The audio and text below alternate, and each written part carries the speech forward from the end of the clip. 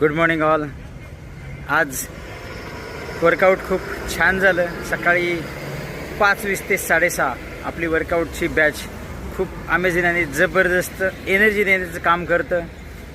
आपल्या शरीरावरती नियंत्रण ठेवण्यासाठी, योग्य शेपमध्ये आपल्याला मेंटेन ठेवण्यासाठी रोज 1 तास व्यायाम करणं ही आपल्या शरीराची गरज आहे. त्याच पद्धतीने आजच्या वर्कआउट कॉलनंतर जे अनुभव शेअर झाले तेही खूप छान होते.